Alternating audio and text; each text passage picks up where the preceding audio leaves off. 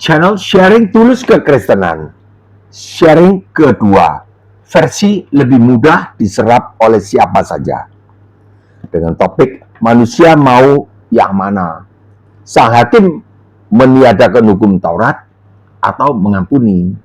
Manusia mau yang mana? Sang hakim meniadakan hukum Taurat atau mengampuni? Bapak, Ibu, saudara-saudari sekalian, Shalom, salam damai sejahtera. Sharing kedua, versi yang diunggah pada tanggal 19 Mei 2024, Mbah Tarik dari YouTube, dan kemudian Mbah ganti dengan video ini yang telah disempurnakan, terutama di dalam penyusunan kalimat dan di dalam hal kecepatan berbicara.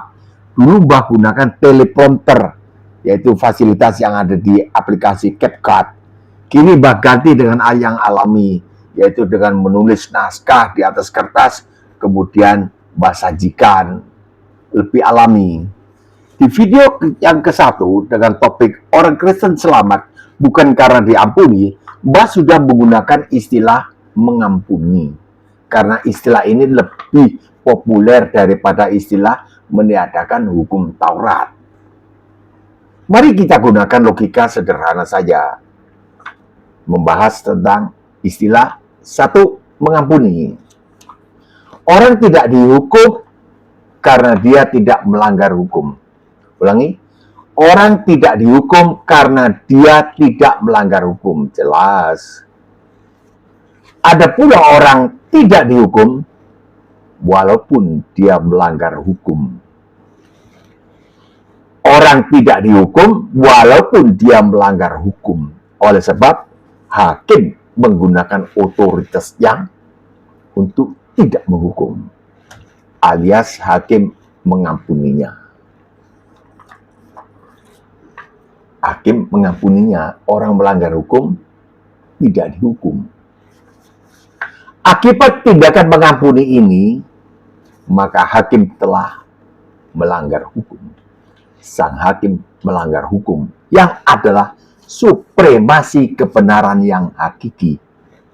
Sang hakim telah melanggar supremasi kebenaran yang hakiki, sebab orang harus dihukum, dia tidak hukum dengan otoritasnya.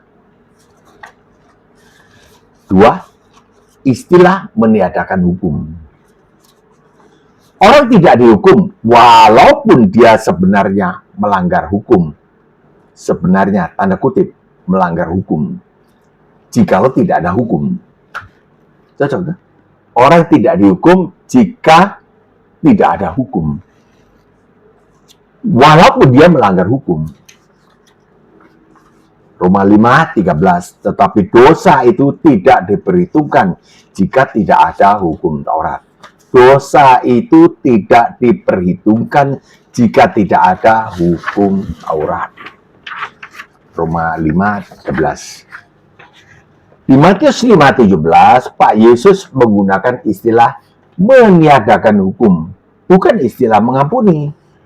Padahal keduanya sama, hasilnya sama, akibatnya sama. Orang tidak dihukum, diampuni, tidak dihukum, hukumnya ditiadakan, orang juga tidak dihukum. Orang yang melanggar tidak dihukum. Kita baca ulang ya, Matius 5:17. Janganlah kamu menyangka bahwa aku datang untuk meniadakan hukum Taurat. Janganlah kamu menyangka bahwa aku datang untuk meniadakan hukum Taurat. Jangan. Pak Yesus tidak mengatakan, janganlah kamu menyangka bahwa aku datang untuk mengampuni. Mengampuni orang berdosa. Jangan kau menyangka. Beliau tidak katakan begitu. Tapi beliau katakan, janganlah kamu menyangka bahwa aku datang untuk meniadakan hukum Taurat. Karena seperti telah kita bahas di atas, bahwa jika hakim mengampuni orang yang seharusnya dihukum, sang hakim mengampuni orang yang seharusnya dihukum, maka sesungguhnya hakim telah melanggar hukum. Melanggar kebenaran. Hukum yang adalah supremasi kebenaran yang hakiki telah dilanggar oleh hakim sendiri. namun dia terlindungi oleh otoritas yang diterimanya dari negara. Diterima dari negara, hakim berkuasa, otoritas. Pak Yesus adalah Allah sendiri yang maha suci. Allah sendiri yang maha suci, yang menampil sebagai manusia selama 33 tahun saja. Tahun 1, 2, 3, 4, 5, 6, 7, 8, sampai 33. Sudah selesai, sudah genap, wafat. Itu Pak Yesus, Allah sendiri yang menampil sebagai manusia. Allah yang maha suci, beliau adalah kebenaran. Yesus, Pak Yesus adalah kebenaran. Yohanes 14 ayat 6 sudah terkenal. Sudah pasti beliau tidak mau mencemari kodrat beliau yang adalah kebenaran. Akulah jalan, kebenaran, dan hidup. Tak seorang pun sampai kepada Bapa jika tidak melalui aku. Ulangi, Yohanes 14 ayat 6, sudah pasti beliau tidak mau mencemari kodrat beliau yang adalah kebenaran dan maha suci. Beliau melarang kita menyangka bahwa beliau mengampuni. Beliau melarang kita menyangka bahwa beliau mengampuni. Kalau kita menyangka begitu, berarti kita menyangka bahwa beliau tidak benar, bahwa beliau tidak maha kudus, artinya beliau tidak suci. Pak Yesus juga datang ke dunia bukan untuk meniadakan hukum Taurat. Jadi tadi datang bukan untuk mengampuni. Sekarang Pak Yesus juga datang ke dunia bukan untuk meniadakan hukum Taurat. Sebab hukum Taurat tidak bisa ditiadakan. Tidak boleh ditiadakan. Hukum Taurat tetap berlaku selama masih ada langit dan bumi ini.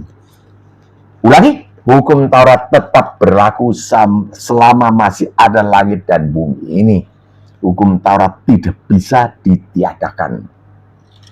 Berikut ayatnya, Matius 5, 17, 18. Kita baca dari ayat 17 dulu lagi. Walaupun kita sudah hafal, supaya pikiran kita menyambung dari awal sampai akhir kesimpulannya. Matius 5, 17. Janganlah kamu menyangka bahwa aku datang untuk meniadakan hukum Taurat. Aku datang bukan untuk meniadakannya, melainkan untuk menggenapinya. 18. Nah ini. Karena aku berkata kepadamu, sesungguhnya selama belum lenyap langit dan bumi belum lenyap, satu iota atau satu titik pun tidak akan ditiadakan dari hukum Taurat sebelum semuanya terjadi. Sukar, saudara, Bapak, Ibu, saudara sekalian, sukar. Tanya dulu kepada Roh Kudus, bagaimana? Beliau bukakan. Mari kita gunakan budaya manusia sederhana dalam menyusun kalimat. Mohon izin membasahikan pengertian dari ayat 17, 18 seluruhnya dengan singkat. Aku datang bukan untuk meniadakan hukum Taurat. Gitu. Aku datang bukan untuk meniadakan hukum Taurat. Jangan kau menyangka begitu. Melainkan untuk menggenapi hukum Taurat. Aku datang untuk menggenapi tuntutannya hukum Taurat. Catatan untuk pengertian dua istilah ini silakan menengok ulang video ke-1 kemarin. Karena aku berkata kepadamu, selama masih ada langit dan bumi ini, hukum Taurat tidak bisa ditiadakan. Hukum Taurat tidak bisa ditiadakan selama masih ada langit dan bumi. Kita baca sampai di sini dulu. Kalimat berikutnya, sebelum semuanya terjadi, kita tunda dulu. Baru sebentar kita satukan dengan kalimat sebelumnya. Kita bahas dulu yang sebelumnya. Karena aku berkata kepadamu, ada aturan, tanda kutip. Karena beliau katakan sesungguhnya, artinya, ya lu nggak usah tahu lah. Pokoknya ada. Sesungguhnya ada. Kamu nggak usah tahu. Ada aturan selama masih ada langit dan bumi. Hukum Taurat tidak bisa dihapuskan walau sedikit. Hukum Taurat tidak bisa ditiadakan walau setitik saja. Tetap berlaku. Nah ini. Arti hukum Taurat tetap berlaku adalah jika orang melanggar hukum Taurat, dia harus dihukum. Jika ada orang yang melanggar hukum Taurat, dia harus dihukum. Artinya, hukum Taurat tidak bisa dihapuskan. Tidak bisa. Dengan tujuan orang yang melanggar hukum bisa bebas hukuman. Itu kan, tidak bisa dihapuskan dengan tujuan itu. Nggak bisa. Kan tujuannya orang menghapuskan hukum Taurat, sudah ada. Supaya tidak dihukum. Supaya bebas hukuman walaupun berbuat dosa. Sebelum semuanya terjadi. Ulangi, artinya hukum Taurat tidak bisa dihapuskan dengan tujuan orang yang melanggar hukum bisa bebas hukuman sebelum semuanya terjadi. Apa ini? Sebelum penggenapan tuntutan hukum Taurat terjadi. Sebelum penggenapan tuntutan hukum Taurat digenapi. Yaitu sebelum digenapi oleh Sang Hakim Yesus Kristus di atas kayu salib. Sebelum ini tidak bisa hukum Taurat dihapuskan. Setelahnya, ini kan logika lanjutannya, bisa. Setelah terjadi penggenapan atas tuntutan hukum Taurat, bukan nubuatan ya. Ini video pertama kemarin sudah Mbak tegas-tegaskan, ngotot-ngotot Mbak. Setelah terjadi penggenapan atas tuntutan hukum Taurat, tuntutannya hukum Taurat, manusia harus dihukum. Manusia berdosa harus dihukum. Oleh Yesus Kristus di atas kayu salib, beliau sudah menggenapi. Sudah genap! Maka hukum Taurat bisa dihapuskan. Itu artinya kan, sebelum semuanya terjadi, maka hukum Taurat tidak bisa ditiadakan, walaupun setitik. Tapi setelah terjadi, bisa. Apa artinya bisa dihapuskan hukum Taurat? Manusia mendapat ampun. Itu kan. Setelah Yesus mati di atas kayu salib, semua manusia diampuni. Minumlah semua kamu dari cawan ini, karena inilah darahku, darah perjanjian yang ditumpahkan bagi banyak orang untuk pengampunan dosa. Itu kan. Ulangi, setelah terjadi penggenapan atas tuntutan hukum Taurat oleh Yesus Kristus di atas kayu salib, maka hukum Taurat bisa dihapuskan. Tanda kutip. Orang melanggar hukum tidak akan dihukum. Umat manusia menjadi selamat setelah Yesus mati di atas kayu salib. Itu maksudnya. Nanti dulu. Masih ada risiko untuk batal selamat. Ada. Bukan sekali selamat tetap selamat. Tidak. Yaitu di Matius 5:20. Mari bacalah. Mari kita baca. Maka aku berkata kepadamu, jika hidup keagamanmu tidak lebih benar daripada hidup keagamaan ahli Taurat dan orang Farisi, maka sesungguhnya aku berkata kepadamu, kamu tidak akan masuk ke dalam kerajaan sorga. Artinya, jika hidup keagamaan kita tidak lebih benar daripada hukum Taurat lama yang menjadi dasar daripada para ahli Taurat dan orang Farisi ini tidak lebih benar, maka kita tidak bisa masuk dalam kerajaan sorga. Hukum Taurat yang mana? Ya di Keluaran 20 itu. Tidak lebih benar daripada hukum Taurat versi lama di Keluaran 20. Kitab Keluaran pasal 20. The Ten Commandment. Kalau kita tidak lebih benar daripada The Ten Commandment, maka kita tidak bisa masuk kerajaan sorga. Tidak bisa masuk sorga. Batal selamat. Ada 6. Maka sesungguhnya kamu tidak akan masuk ke dalam kerajaan sorga. Kamu batal selamat. Gitu. Tidak bisa masuk sorga kan batal selamat. Mau diterjemahkan apa? Coba. Gitu. Apa itu lebih benar dari hukum Taurat versi lama? Satu contoh saja, Mbah singgung. Supaya tidak berkepanjangan. Karena sudah ada video yang membahas tentang 6 pedoman hidup ini di video ke-40. Channel Sharing Tulus Kekristenan, video yang ke-40. Jadi masuk, maaf ya Mbah ulangi lagi bagi mereka yang nggak tahu, di Pertama buka YouTube, kemudian di pojok kanan atas ada icon kaca pembesar, klik situ, muncul penelusuran. Kalau penelusuran mau cari apa? Kaca pembesar kan begitu.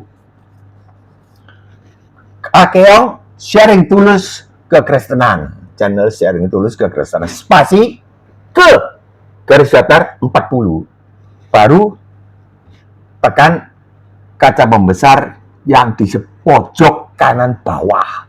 Tap, keluarlah ini video ini, muncul lagi Mbak Gundel ini. Risiko batal selamat itu di Matius 5:26. Kalau dulu, ini Mbak ulangi sedikit ya, memang Mbak ini suka kemana-mana, suka bersaksi.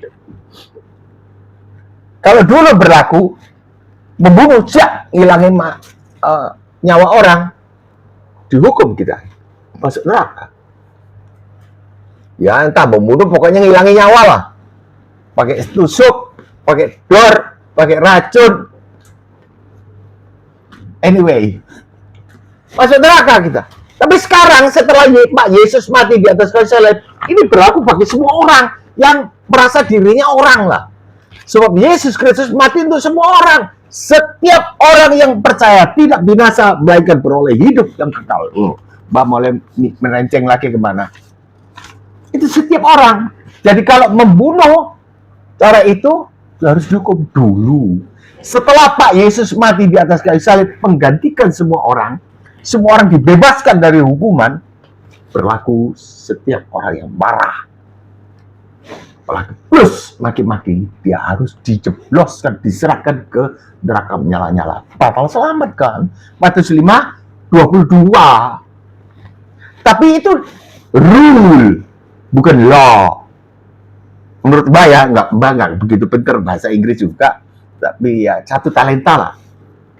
Rule, ada jalan keluarnya. Matius 5:23. Kalau kamu sedang mempersembahkan persembahan di atas mezbah, artinya kita kalau orang Kristen kan ya haleluya, haleluya. Itu kan penyembahannya begitu kalau Mbak biasanya mau atau nyanyi Kaulah Tuhanku, Kaulah Rajaku. Kau teringat akan sesuatu di hati saudaramu. Saudara kita yang paling dekat ya, kalau Mbak ya istrinya Mbak ini. Ada apa-apa terhadap engkau, kita ingat, dia sakit hati. Kenapa? Ya karena dibentak tadi. Marah, bentak. Ini aja nggak bisa. Tidak salah, membunuh itu. Gini aja nggak bisa. Apalagi diambil-ambil BO, DO, H. Dasar bodoh kau. Nggak bisa. Sakit hati. Istri sakit hati, kita teringat. Tinggalkan dahulu persembahanmu. Kita mundur. Nggak laku. Allah jijik dengan itu. Penyembahanmu itu. Munafik kita. Tinggalkan dahulu, pergi berdamai. Berdamai 3 langkah. Ini baru lagi satu ini aja, nanti kemana-mana ini. 1, menyesal. Seharusnya saya tidak boleh kasar begitu. Tahan. Memang mami agak bodoh ya. Tahan, tidak boleh marah. Tahan. Menyesal. Seharusnya tidak. Tapi karena tadi saya sudah melakukannya, saya mohon dihapuskan. Artinya hukum ditiadakan bagiku. Itu artinya maafkan. Bukan maafkan aku. Apalagi dia gak berani menyebutkan secara spesifik kesalahannya. Nggak boleh. Kalau ada kesalahanku maafkan ya.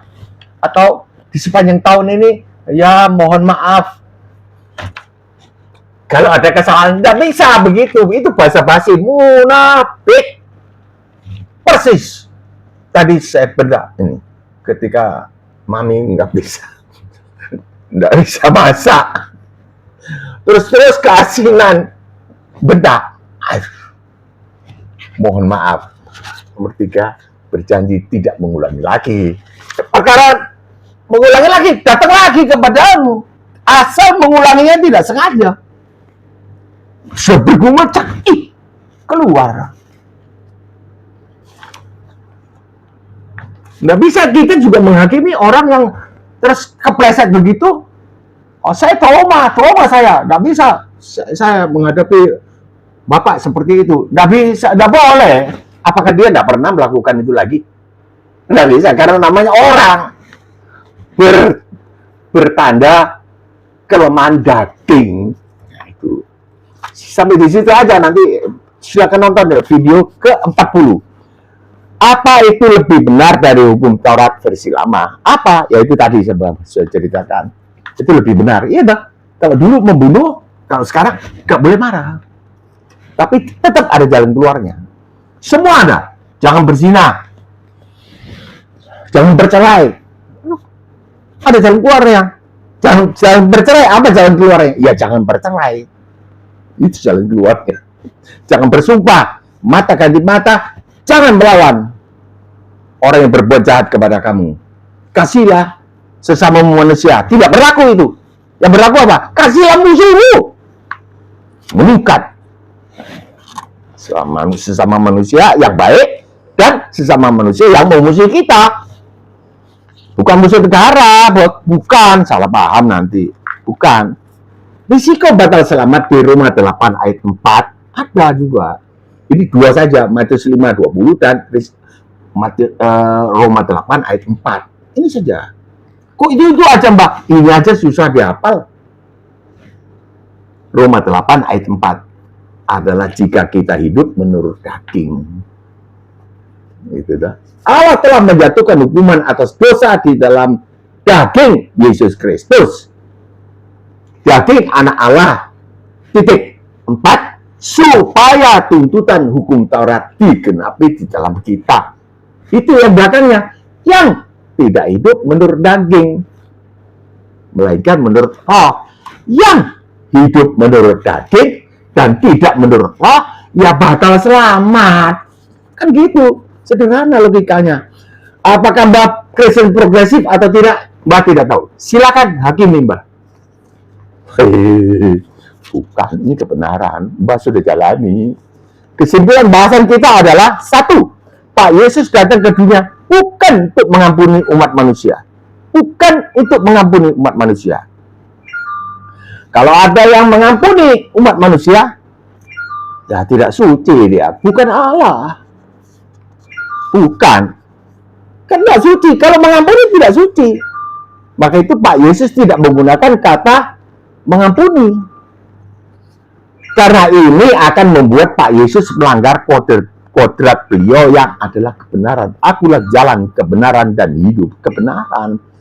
Kalau beliau mengampuni, artinya beliau tidak benar. Ya, dosa mesti dihukum, upah dosa adalah maut. Diampuni. Dan beliau maha suci. Adanya beliau itu maha suci. Beliau tidak menggunakan kata mengampuni. Tidak, dan beliau tidak mengampuni. Mengampuni itu ya hukumnya ada, tapi otoritas yang jalan. Dua, Pak Yesus datang ke dunia bukan juga untuk meniadakan hukum Taurat. Pak Yesus datang ke dunia bukan untuk meniadakan hukum Taurat. Ya kan? Jangan kau menyangka begitu. Itu salah. Karena apa? Tidak datang untuk meniadakan hukum Taurat. Karena ada ketentuan hukum Taurat tidak bisa dihapus selama masih ada langit dan bumi. Tidak bisa. Tapi di Lukas 16 ayat 16 disebutkan hukum Taurat berlaku sampai aku. Jadi tidak berlaku. Berlaku yang mana? Yang baru tadi, yang berceritakan tadi. Hukum Taurat versi Tuhan Yesus. Lukas 16 ayat 17, 18. Nanti kan itu sudah ada, videonya juga sudah ada. Pak Yesus datang ke dunia bukan juga untuk meniadakan hukum Taurat. Karena ada ketentuan hukum Taurat tidak bisa dihapus selama masih ada langit dan bumi. Dan memang hukum Taurat tidak bisa dihapus, cuma berubah versi. Hukum Taurat juga akan bahas Insya Allah di video yang akan datang. Dulu sudah dibahas, nanti dibahas lagi secara lebih singkat. Iya, Pak Yesus datang ke dunia bukan untuk mengampuni, satu tadi, dan juga bukan untuk meniadakan hukum Taurat. Dua, melainkan untuk menggenapi tuntutannya hukum Taurat. Beliau datang untuk menggenapi tuntutannya hukum Taurat dengan jalan menggantikan umat manusia menjalani hukuman mereka supaya mereka tidak usah menjalani mereka di neraka, menjalani hukuman mereka di neraka. Mereka selamat. Ya kalau mati. Kebanyakan orang jawab, iya kalau mati masuk surga. Bukan, kalau mau digantikan. Kalau mau digantikan selamat. Sekarang inilah kesempatan untuk menyatakan mau digantikan hukuman kita oleh Yesus Kristus. Baik yang sudah Kristen maupun yang belum percaya. Yang sudah Kristen tapi Kristen saja KTP. Bagi mereka yang belum mengerti tentang ini, ya jangan berpikir gampang nanti.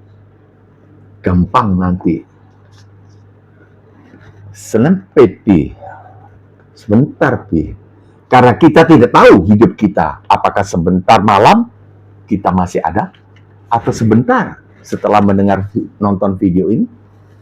Sampai di sini dulu. Mbah mohon pamit undur diri. Kiranya turunlah segala berkat rohani dan jasmani serta ekonomi berkecukupan bagi para penonton video ini serta keluarganya. Turunlah dari surga berlimpah-limpah di dalam nama Tuhan Yesus Kristus. Nama di atas segala nama. Nama yang berkuasa di bumi dan di surga. Amin. Jika suka, berlangganan, tekanlah subscribe. Jika lo suka atau like, tekanlah jempol yang ke atas. Jika ingin menolong teman-teman atau keluarga, silakan bagikan video ini kepada mereka. Tulislah komentar yang dahsyat bagi Mbah. Perlu dan sangat berharga bagi Mbah. Koreksi Mbah.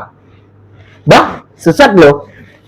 Kasih tahu ayatnya apa. Jangan pakai ayat kitab lain, Mbah. Nggak mau, nggak ikut itu di situ. Nah, tulislah atau apresiasi, Mbah. Gini, Mbah, memang betul, Mbah. Saya bertobat sekarang, Mbah. Sampai di sini dulu. Insya Allah sampai ketemu besok. Insya Allah. Shalom.